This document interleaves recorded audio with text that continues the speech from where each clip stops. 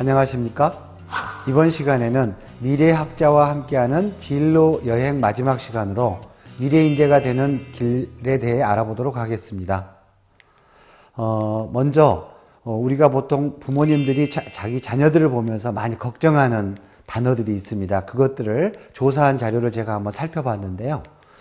보통 소심하다, 또는 신경질적이다, 집중력이 없다, 성급하다, 또는 몽상적이다, 제멋대로다, 산만하다, 이러한 단어들이 선생님이나 부모들이 꼽는 가장 고민스러운 자녀 또는 학생의 고쳐야 될 단점들입니다.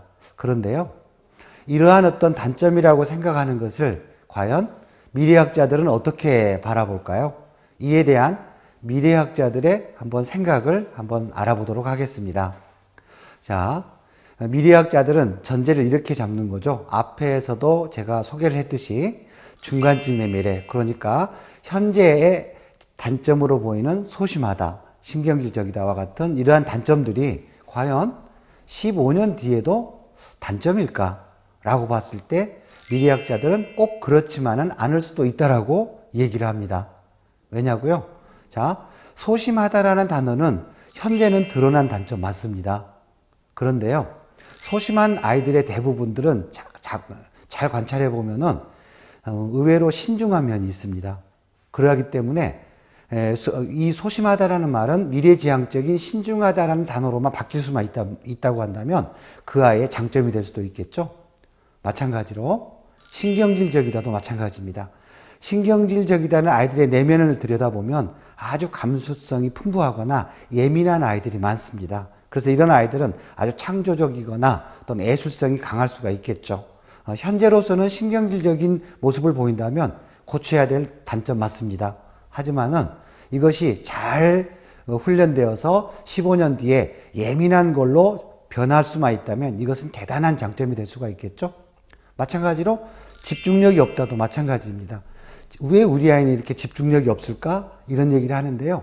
그 아이들의 내면의 세계를 살펴보면 대부분 다방면에 너무 관심이 많기 때문에 그렇습니다.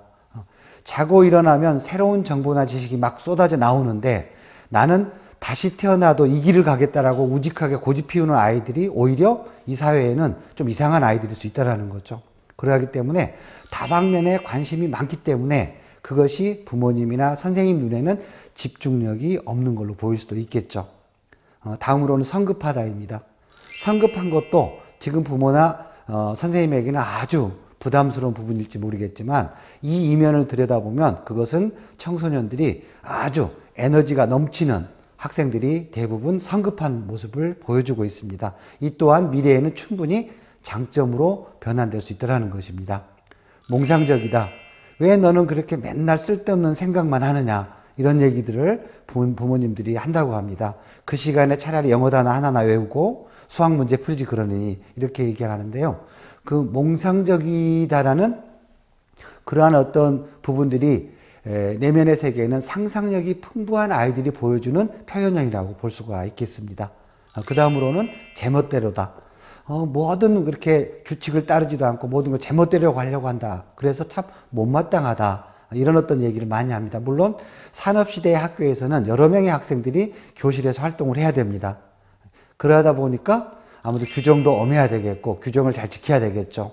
하지만 미래로 갈수록 그러한 어떤 부분들은 많은 유연성을 가지고 변화가 이루어질 수밖에 없게 되어 있습니다. 그래서 오히려 제 멋대로인 아이들의 내면을 보면 뜻밖에로 매우 독립적이거나 자발적인 그런 기질을 가지고 있는 애들이 많이 발견됩니다. 마지막으로 산만한 겁니다. 산만해서 걱정하는 어떤 부모들이 많이 있는데요. 산만한 아이들의 내면에는 대단히 창의적이라는 창조성이 잠재되어 있는 모습을 알 수가 있습니다.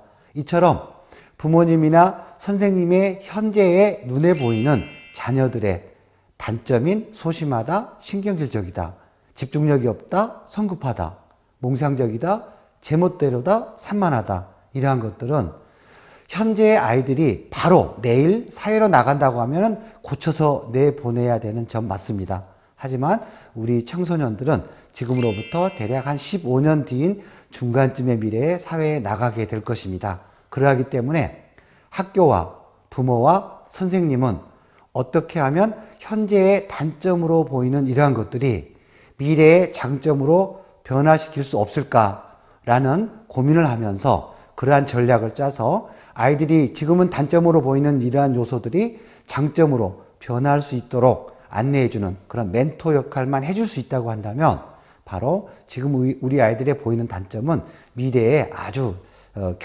좋은 경쟁력이 될 수 있을 걸로 저는 기대하고 있습니다. 예, 다음으로는 미래의 인재상에 대해서 살펴보도록 하겠습니다. 미래 리더의 기본 자질로 많은 사회학자나 심리학자나 미래학자들은 자율성과 자기 주도성을 꼽습니다.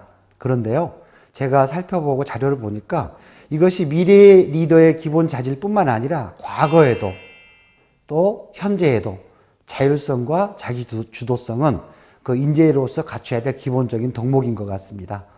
그래서 리더의 조건을 살펴본다면 크게 지도자상과 기업인상으로 나눠보도록 하겠습니다.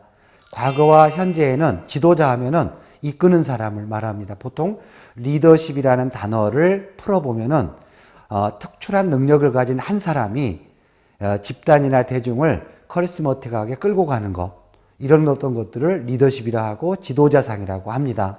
그런데요, 이러한 것이 미래에는 바뀐다고 합니다. 어떻게 바뀌냐면 왠지 이유는 잘 모르겠지만 나는 저 사람과 함께 하고 싶다, 왠지 저 사람 뜻에 공감한다 라는 마음을 대부분의 대중들이 갖게 하는 그러한 사람이 미래에는 지도자가 된다고 합니다. 그래서 학교에서도 보면은 그렇게 썩 성적이나 학과 공부에서는 두각을 나타내는 것이 보이지 않지만 유난히도 많은 친구들이 주변에 모이는 그러한 친구들이 아마 미래에는 지도자가 될 가능성이 높다라는 것이죠. 또 모두가 지도자가 되는 것만은 아닙니다. 개인의 개성을 살려나가겠지만 만일에 비즈니스 쪽으로 진출하는 청소년이 있다고 했을 때 현재나 과거에는 어떻게 하면은 이윤을 많이 남길 것인가, 그리고 또 궁극적으로 결과적으로 이윤을 많이 남긴 사람들을 현재나 과거에는 유능한 기업인상으로 꼽았습니다. 그런데 미래로 갈수록 이문보다는 사람을 남기는 기업, 사람을 남길 수 있는 사람, 이런 사람을 미래에는 유능한 기업인상이라고 합니다. 하나의 예를 들어본다면 미국에는 유기농 농산물을 유통하는 시프라우트라는 판매망이 있습니다. 이 기업 같은 경우는요, 자기가 연봉을 얼마를 받을지, 또 이 상품은 얼마에 판매해야 될지, 이런 것들을 전부 사장이나 어떤 그 회사에서 정하는 게 아니라 그 코너를 운영하는 팀에서 정합니다.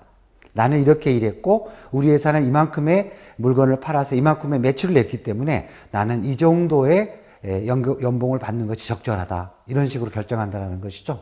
뿐만 아니라 또 만일에 이 코너에서 새로운 직원이 필요하다라고 했을 때도 인사과에서 직원을 채용하는 게 아니라 그 코너에서 협의하여서 신입사원도 채용을 한다고 합니다. 이와 같이 모든 것을 자율적으로 운영을 하다 보니까 오히려 회사가 주관하는 그런 기업들보다도 훨씬 더 많은 이윤을 남기게 되고요.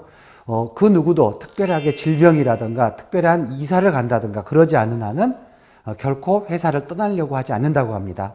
반면에 우리나라의 어떤 대기업에서는 예를 들어서 1년에 신입사원을 10,000명을 뽑아 놓으면은 거의 30% 이상이 1년도 채 가기 전에 회사를 그만두는 현상이 있다고 합니다. 그렇다면은 현재는 돈을 아주 많이 벌고 있는 기업일지라도 현재 뽑은 지 또는 입사한 지 1년 만에 그만두는 사람이 30%가 넘는다면 이런 기업의 미래는 어둡다고 할 수가 있겠습니다. 하지만은 한번 신입사원으로 채용된 사람들이 주인의식을 가지고 자율적으로 자기 주도적으로 그 기업을 운영하는 이런 어떤 회사는 궁극적으로 임원보다는 사람에 더 비중을 두고 운영을 했기 때문이 아닐까라는 생각을 해봅니다. 따라서 미래의 인재를 키우고 싶다면 선생님이나 학부모께서는 어떻게 하면 내 아이를 따르려는 친구들이 많아지게 우리 아이를 멘토해 줄 것인가, 또 어떻게 하면은 어떤 이문보다는 친구를 더 소중하게 생각하면서 살아갈 수 있도록 해줄 것인가, 이런 점을 고민해 줄 필요가 있을 것 같습니다. 다음으로는 선생님이나 부모님을 아이들은 좋아할까? 이걸 따져봤을 때요. 한마디로 한다면 진보적인 선생님이나 부모님을 좋아하는 것 같습니다. 이 진보라는 단어는 자칫 잘못 사용하면 오해를 받을 소지가 있습니다. 그런데요. 진보라는 단어를 원론적으로 따져보면 끊임없이 변한다라는 뜻입니다. 그 대응점에는 보수가 있겠죠? 보수라는 단어는 현재 상황을 그대로 유지하려는 성향을 말합니다.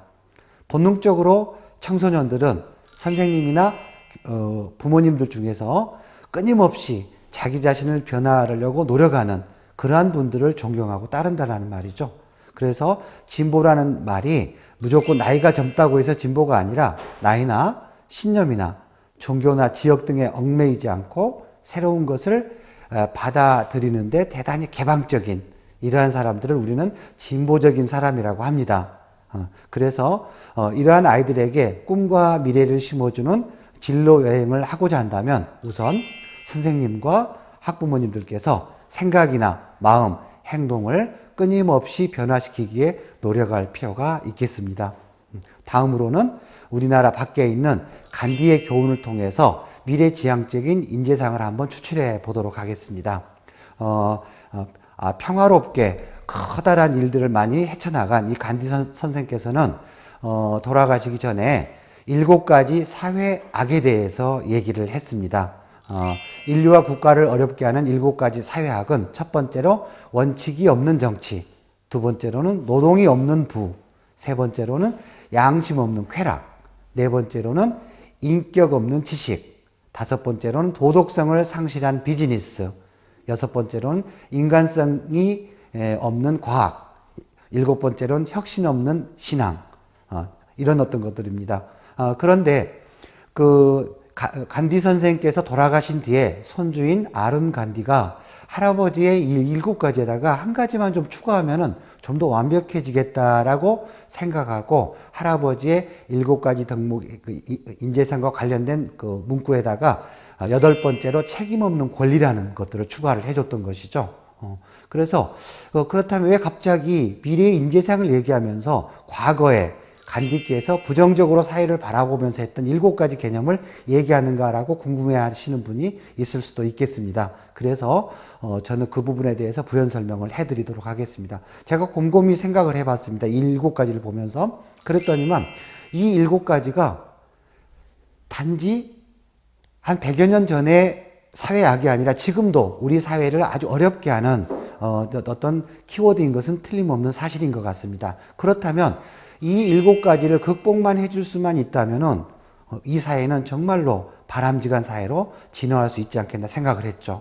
그래서 한번 제가 이 7가지 사회학을 미래 인재상으로 한번 탈바꿈하는 걸 생각을 해봤습니다. 왜냐하면은 그 모든 단어의 어구에는 부정형 영어 단어인 without이 있습니다. 거기서 without을 with로만 바꿔준다고 한다면은 충분히 가능하지 않겠나. 그래서 제가 한번 4가지로 한번 정리를 해봤습니다. 첫 번째는 도덕성을 바탕으로 규정과 원칙을 지킬 수 있는 사람으로 우리는 어떻게 키워낼 것인가. 두 번째로는 양심적으로 일하여 정당한 부를 축적할 수 있는 사람으로 또 어떻게 우리는 멘토 역할을 해줄 것인가.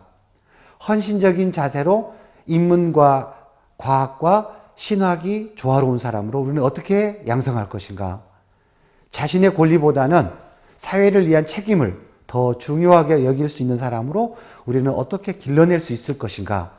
이렇게 고민을 해본다면 지금까지 미래학자들이 얘기하는 미래 인재상과 완벽하게 일치한다는 것을 알 수가 있습니다. 그래서 이와 같이 without을 with로만 바꿔준다고 하면 우리는 충분히 간디 선생이 100년 전에 얘기했던 7가지의 사회학이 미래 인재상으로 탈바꿈될 수 있다고 저는 생각을 합니다. 그리고 마지막으로 안중근 의사의 어머니가 양육했던 어떤 양육관에 대해서 한번 간단하게 살펴보도록 하겠습니다.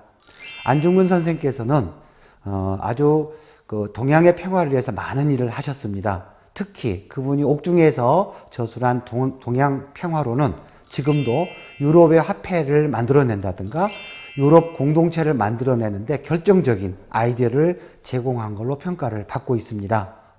그런데 이와 같이 훌륭한 우리의 안중근 선생님이 이렇게 큰 일을 하게 된 데는 단지 과연 안중근 선생님의 능력뿐이었을까요? 그건 아닌 것 같습니다. 아마 늘 보면은 그러한 훌륭한 인물들 뒤에는 그분의 가족이라든가 그분의 은사님이라든가 그분의 부모님들이 계셨던 것 같습니다. 제가 볼 때 안중근 선생께는 아마 훌륭하신 어머님이 계셨지 않았나 생각을 해봅니다. 그래서 사형 선고를 받고 사형이 집행되기 전에 안중근 선생의 어머니께서 마지막으로 의사님께 보낸 편지가 있습니다. 그걸 제가 읽어주면서 이 시간을 마무리하도록 하겠습니다. 내가 만약 늙은 어미보다 먼저 죽은 것을 불효라 생각한다면 이 어미는 웃음거리가 될 것이다. 너의 죽음은 너 한 사람 것이 아니라 조선인 전체의 공분을 짊어지고 있는 것이다. 내가 항소를 한다면 그것은 일제의 목숨을 구걸하는 짓이다. 내가 나라를 위해 이에 이른 즉 땀만 먹지 말고 죽으라. 참 무서운 말이죠. 땀만 먹지 말고 죽으라. 옳은 일을 하고 받은 형이니 비겁하게 삶을 구하지 말고 대의에 죽는 것이 어미에 대한 효도이니라. 아마도 이 편지는 어미가 너에게 쓰는 마지막 편지가 될 것이다. 여기에 너의 수의를 지어 보내니 이 옷을 입고 가거라. 어미는 현세에서 너와 재회하기를 기대하지 않으니 다음 세상에는 반드시 선량한 천부의 아들로 태어나서 이 세상에 활기찬 생활을 해보기 바란다. 이와 같은 편지를 마지막으로 남겼다고 합니다. 이번 시간에는 미래 인재가 되는 길에 대해 알아보았습니다. 끝까지 경청해 주신 여러분들께 진심으로 감사드리며 미래학자와 함께 떠나는 인생 이모작이라는 다음 강좌에서 다시 만날 수 있길 바라면서 오늘 강의를 마치고자 합니다. 감사합니다.